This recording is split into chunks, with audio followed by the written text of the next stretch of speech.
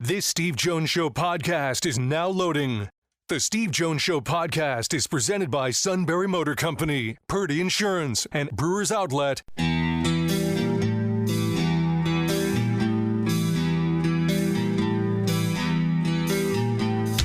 Bringing you an in-depth look at Penn State sports and more. This is the Steve Jones Show on News Radio 1070 WKOK. The Steve Jones Show is presented by Brewers Outlet, Sunbury Motor Company, and Purdy Insurance. Now from the Sunbury Motor Studio, here's Steve Jones. Half hour brought to you by Purdy Insurance, Market Street in Sunbury. Go to purdyinsurance.com. Auto, home, life, business, boat, motorcycle, RV, those are just some of our insurance needs, and we have multiple insurance needs. They handle them all, organize them all, make sure you're fully insured, and do everything they can to save you money. All at Purdy Insurance, Market Street in Sunbury. Go to purdyinsurance.com. Comes one of the best half hours of the month. It's Gerry Dulac, my good friend from Pittsburgh. Welcome back, Gerry. Great to hear from you. Well, Steve, it's always good to chat with you, my friend, and pleasure being on the show, as you know. We got a lot to talk about here. I want to start with the Steelers, but I'm going to work my way to the quarterback part. The Metcalf deal, what did that tell everybody about the Steelers when they made that deal? Well, Rich, it told them, and it told me it too, is that they are very serious about the need to upgrade that receiving room. And I think what underlies some of that is where it positions them to, going forward with George Pickens. I have, since pretty much last season, been, I don't want to say told that he won't be re-signed, but I've been given that impression by the Steelers, and so I think getting Metcalf certainly does that. It puts them, especially when they give him a 5-year deal. Well, there's no way they're going to give George Pickens a big deal after this year. One, because it would be, financially difficult, but two, the guy has a lot of issues, and we've seen them all. And I don't think they want to give a guy like, if he's behaving like that on his first contract, how do you think he's going to be if he gets a monster contract? And the Steelers are well aware of that. They learned their lesson with Antonio Brown.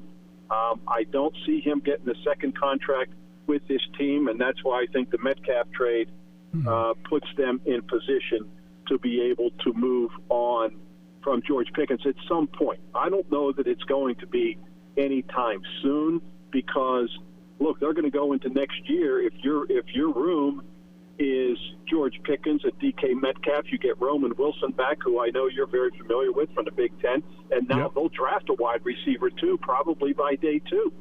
And now all of a sudden you're looking at a fairly talented deep receiving room. And so I was surprised at the amount of money. Steve, that kind of blew me away. $30 million average, $150 million total. Obviously, the largest contract they've ever given anyone. That was a little surprising to me. I didn't think that they would make that kind of deal with anybody. Right. Now, the running back part of it, Najee Harris ends up going to the Chargers, so he doesn't get his second contract, goes to the Chargers. Warren's there. Then Kenny Gainwell was signed. Is that workable enough for what the Steelers want to do? No, Richard. First off, I didn't expect them to sign Najee Harris because when they declined his 5th-year option, it would have cost them $6.9 million or $6.7. Then they knew on the free agent market he would get somewhere between 7 and 10. And for 1 year, he got $9.25 million. So they just weren't going to pay that. Najee Harris has 4 straight 1,000-yard seasons, never missed a game. There is no question his durability with the amount of pounding that guy takes is extremely impressive, and that's pretty darn good productivity. But, he's not that game-breaking type of back. He's not a guy, with the greatest vision. I say that because the Steelers would have, they want a guy with a little better vision that hits the holes a little faster. And I don't think that was Najee especially. And I don't want to take away from what the guy was able to do, but they just thought they're not going to commit that kind of money. Plus Arthur Smith likes Jaylen Warren. But to your point, Rich, I think you will see them take a running back by round 4 in this draft. Right. Then they also signed Darius Slay. So what does that do to the secondary? I mean, he's obviously on the back, more of the sunset of his career than anything, but what about that deal? Yeah, Steve, it was told to me that Darius Slay is Joe Hayden with speed, and he still has it at age 34. So, okay. So you're seeing a bit of a theme here. Go back to Russell Wilson. You look at Cordero Patterson. They're flirting with Aaron Rodgers. Of course, they're doing more than flirting. And Darius Slay. You're talking a lot of older players, and a lot of that, Steve, is is their desire to get moving now. Yeah, I know they've been in the playoffs for the last 5 years. They're not some moribund franchise that the sky is falling. But they need. It's why they brought in Russell Wilson last year. They wanted to. First things first. Let's win a playoff game and let's get this thing back on track. Right. And the same thinking is in place now with Aaron Rodgers and maybe a Darius Slay. They want to get guys who can play immediately and contribute immediately and maybe help them win a playoff game, immediately and finally. And I think that is what is in play here. And then, but you got to be real careful. You don't want to do that by sacrificing youth. But they rebuilt their offensive line with youth.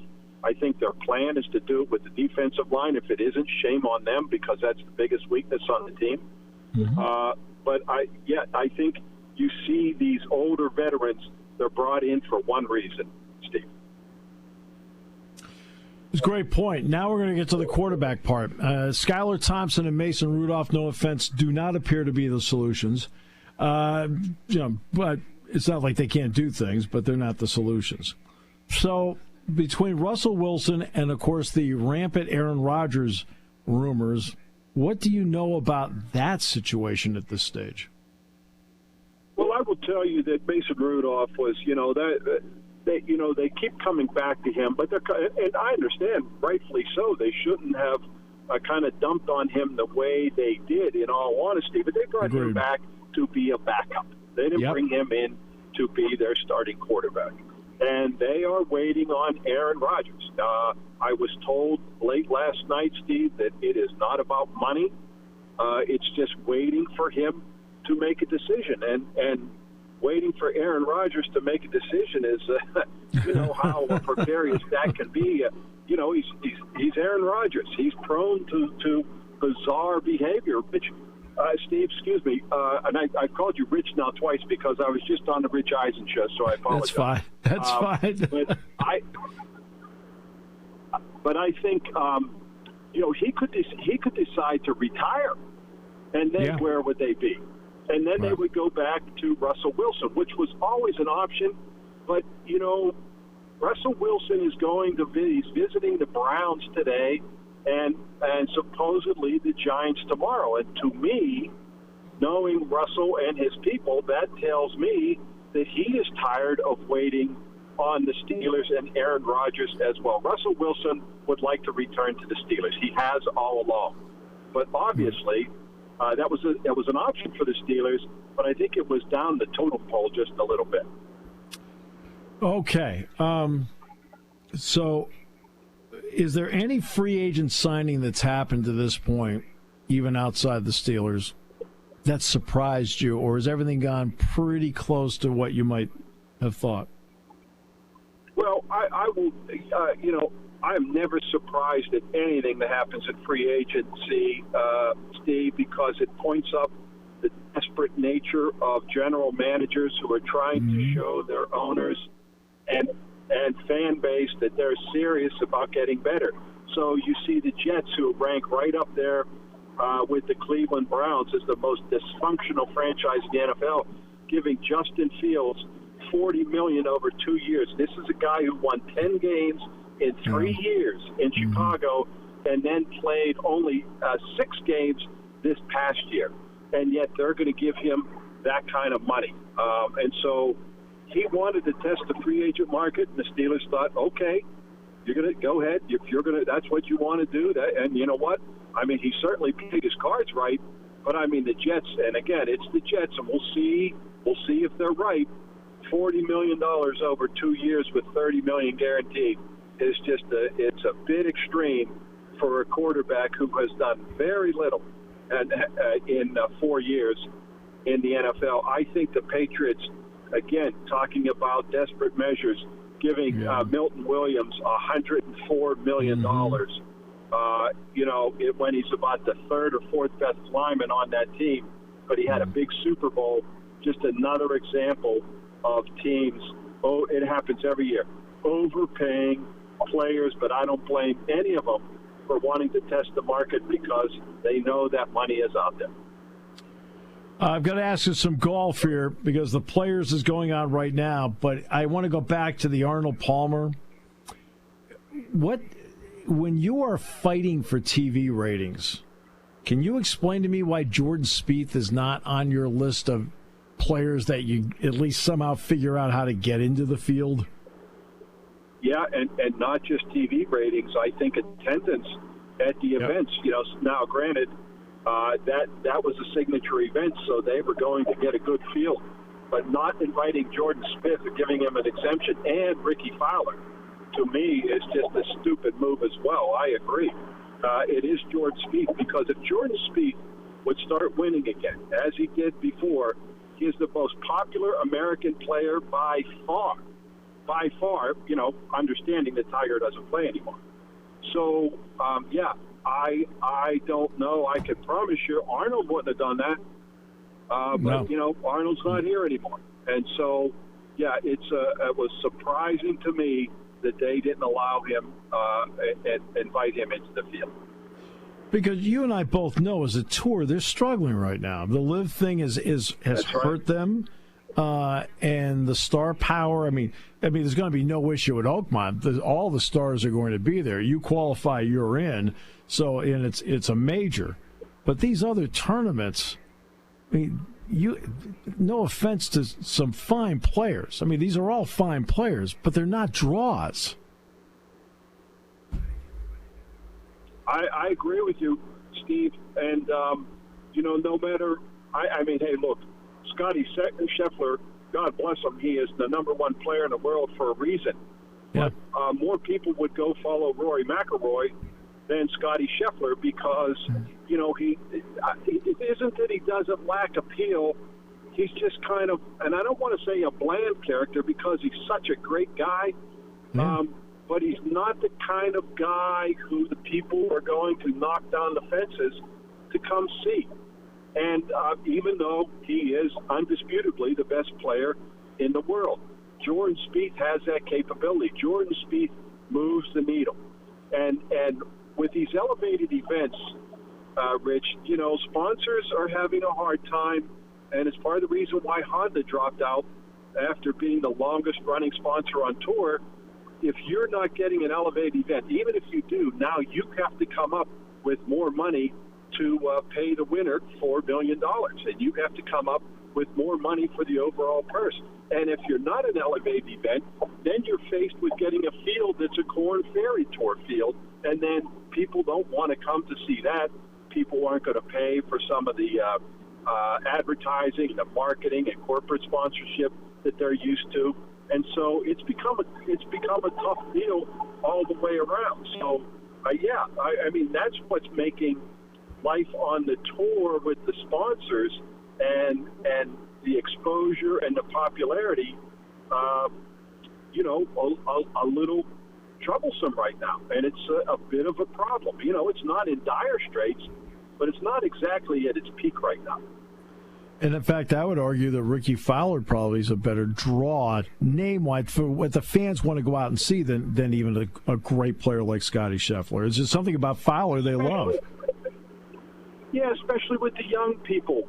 Yeah. Rich, and that's who Liv is attracting. That's what the TGL is trying to attract. And so, yeah, Ricky Fowler has that appeal with young people, and that's what they're trying to target. Now, the National Golf Foundation, everybody is trying to target these young, either golfers, aspiring golfers, would-be golfers, or soon-to-be golfers. Always a pleasure, my friend. You are the best. You know that. Think the world of you and your family, and appreciate the time, as always. Well, Steve, always enjoy chatting with you. Anytime you dial me up, I love going on with you. You got thanks, Gerry. Appreciate it. All right, man. Good talking to you, Steve. The great Gerry Dulac. Didn't get better than him. And it's great to have him on, talking about a wide variety of things. Cooper Flagg is not only out with an injury to his ankle, but instead of giving him crutches, they put him in a wheelchair. Wow. Duke is winning 60-50 over Georgia Tech. And Oregon leads Indiana with 5.5 to play, 59-54. Indiana is right around that cut line area. I don't know. I mean, it's a good game. All of Indiana's losses this year have been quad 1 losses. They have no quad 2s, 3s, or 4s. But it would behoove them to win this to feel better about where they are in all of it. We'll take a break. Back with more in a moment here on News Radio 1070 WKOK. Party time, game time, or just fun time. Doesn't matter what time it is, because it's Brewers Outlet time. The beverage supermarket has the area's largest beer selection. Imports, microbrews, ciders, and domestics. Pick from over 100 ice-cold 12-packs and dozens of 24-ounce singles. Soda, snacks, hot sauces, fresh roasted peanuts. Make it one-stop party shopping, and don't forget the pickle bar. So whatever you're celebrating or just doing it up, Brewers Outlet, Reagan Street, Sunbury wants to see you. And thank you for your years of patronage. Hi, this is Season. For over 100 years, the Purdy Insurance Agency has been protecting families and businesses of the greater Susquehanna Valley and beyond. With the experience of our trained and knowledgeable staff, you can rest assured that your needs will be evaluated and met by some of the industry's best representatives. No matter what your insurance needs are, call Purdy Insurance today at 570-286-5855. Visit our website at purdyinsurance.com or check us out on Facebook to see what we can do for you.